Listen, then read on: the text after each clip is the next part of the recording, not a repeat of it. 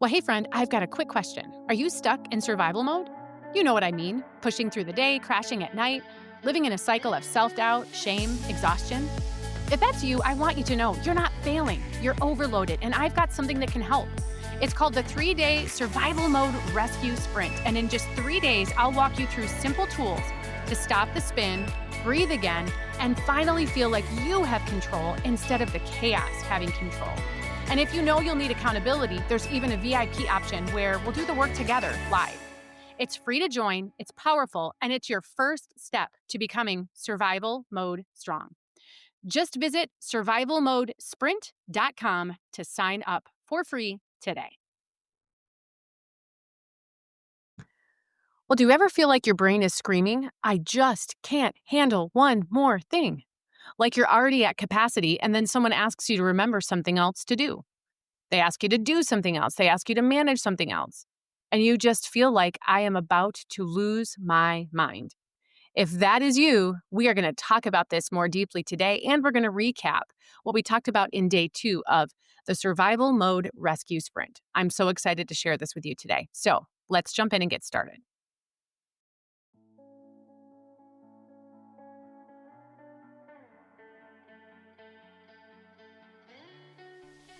Well, hey there, my name is Jennifer Roskamp, and I am a certified life coach and homeschool mom of 9 who is passionate about helping women just like you embrace the here and now while also being focused on creating the life you actually want. As a midlife mom in her 40s, about to be a mom in my 50s, I've realized that it's so easy to lose yourself in caring for your family, your home, and all the things.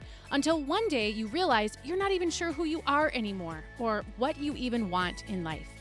So on this podcast, we're going to work on managing yourself well so that you can manage all of the other things and people well too. So let's dive into what it means to manage your home, your time, your family, and yourself well. This is the Intentional Midlife Mom Podcast.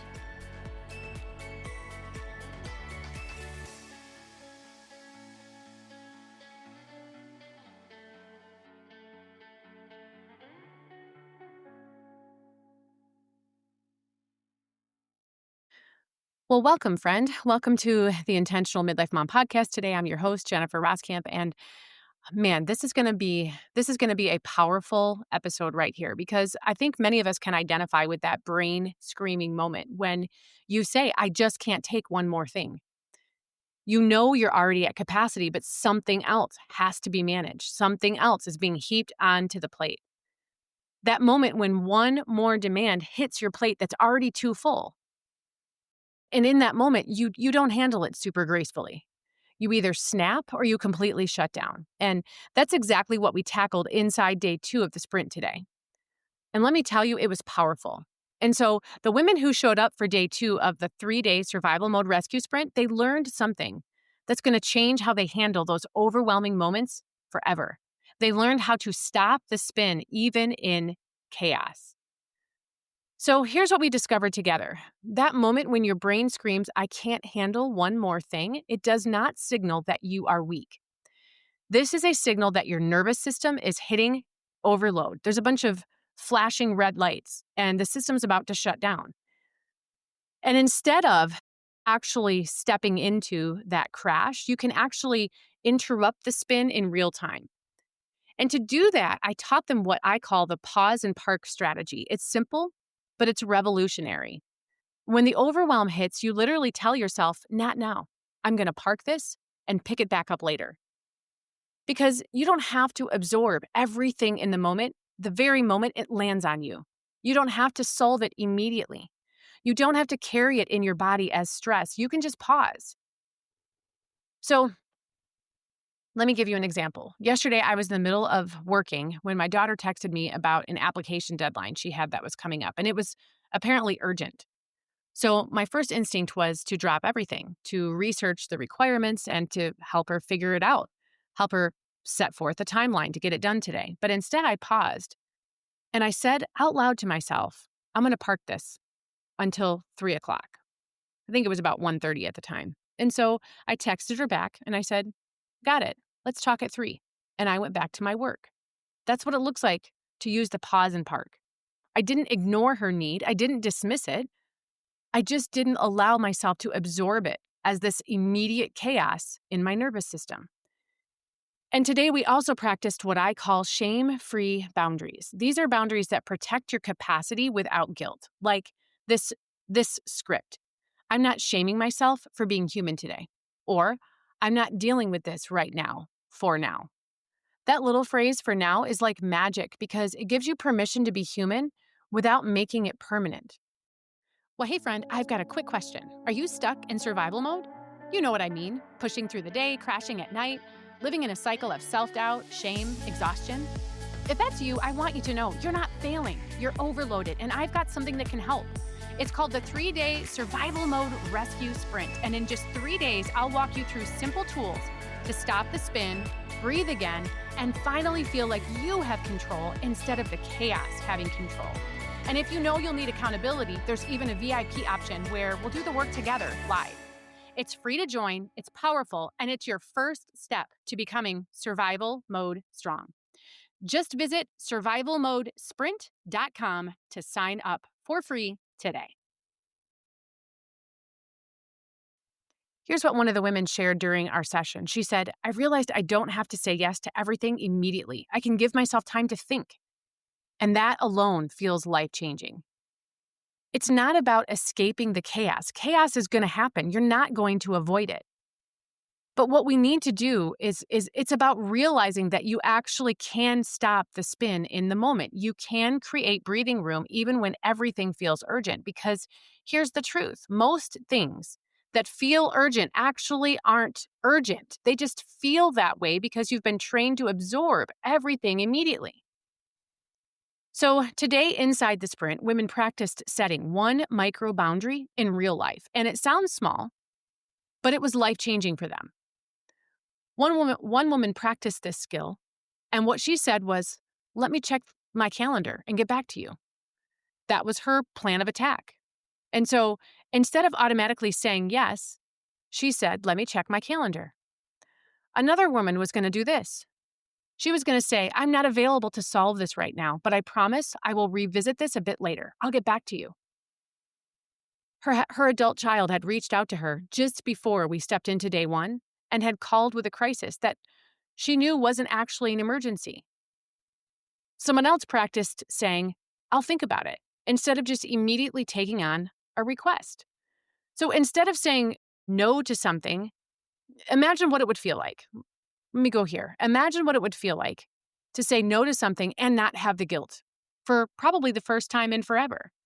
Imagine creating space in your schedule, in your mind, in your energy, without feeling selfish about it. That's the kind of shift that we're creating together inside the sprint. And the relief, it was immediate. Women were saying things like, I never thought that I actually could say that. I didn't know I was allowed to pause. I thought everything always had to be handled right now. And so that was just a taste of what we covered in day 2. Inside the sprint, we went much deeper. We talked about why we absorb everything immediately. Why do we do it that way?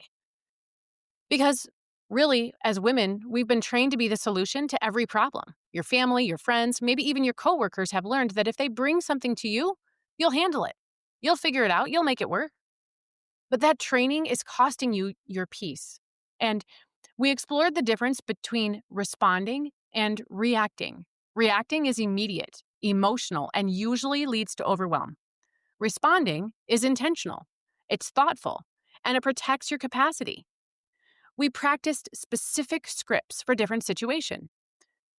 We practiced things like how to say no without over-explaining, how to buy yourself time when you're feeling pressured, how to set boundaries with yourself when your own mind is spiraling, how to create space without feeling guilty about it. And we talked about why guilt shows up when you set boundaries and how to expect it without letting it stop you. That's big, right? We can accept that the guilt is going to come, but that doesn't mean we have to bend with it.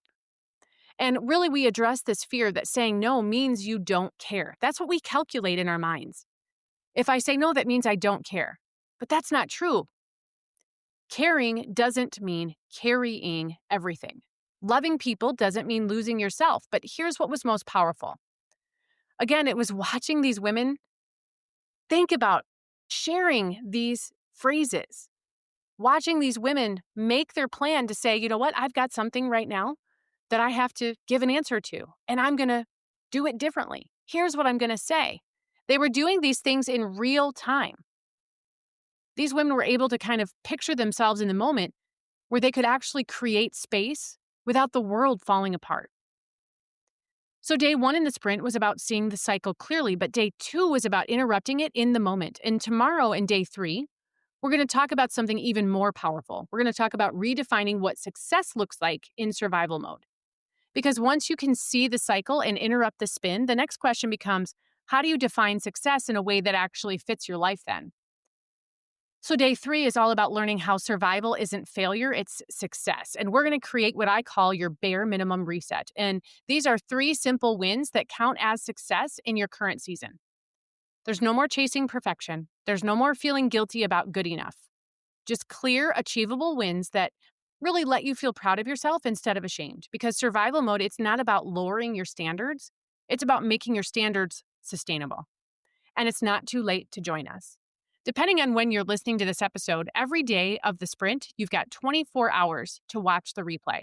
And if that doesn't seem like enough time, or if you missed day 1 and you want to see it, or maybe you missed day 2 and day 3 when you're listening to this episode, you always have the option to purchase the VIP upgrade, and that will give you lifetime access to all of the replays. But you can also sign up to join us, and you can, again, jump right in with us on day 3. This is your chance to experience live with us, to practice them in real time, to get support as you learn to carry differently. The women who joined us for day 2, they're already creating space in their lives, not because they're doing less, but because they're carrying what's on their plate differently. Well, let me ask you something. Are you stuck in survival mode? Do you feel like you're carrying the weight of the world every single day, second guessing every decision, blaming yourself for not being more motivated, and just trying to make it through without collapsing? If that sounds familiar, I want you to know this. Survival mode doesn't mean you're weak, it means you're overloaded. And that's why I created Survival Mode Strong, a 4-week guided program where I'll show you how to carry your load differently, how to set boundaries without guilt, and finally feel strong, steady, and confident again. You don't need another fix your life overnight promise. You need real tools that work in the middle of your real life. Go to survivalmodestrong.com. That's survivalmodestrong.com. It's time to stop just enduring and start living. Here's what Margaret shared after today's session. She said, I set my first guilt-free boundary in years. I told my mother-in-law I'd call her back instead of dropping everything to talk through her drama. And the world didn't end. And I didn't die of guilt. I just took a breath for the first time. How amazing, right? A simple phone call. That's the power of learning to stop the spin. That's what happens when you realize you're allowed to pause. Lisa said, I used the pause and park strategy 3 times today. Instead of spiraling down about everything I need to do, I just parked these things until I could actually do something about it. And my anxiety, it dropped immediately. These women are learning that chaos doesn't have to equal crash, that overwhelming moments don't have to lead to overwhelming days. They're learning that they actually have more control than they realized. So head to survivalmoderescuesprint.com or use the link in the show notes. And save your spot. Come join us in the 3-day Survival Mode Rescue Sprint. It's free, and it could change the way you carry your load forever. So tomorrow is our final day together, and we're going to complete the foundation. We're going to be talking about how to define success in a way that lets you feel proud instead of behind. Because in reality, you don't have to absorb everything. You don't have to handle it all immediately, and you definitely don't have to crash in order to get relief. I'll see you inside the sprint for day 3 tomorrow.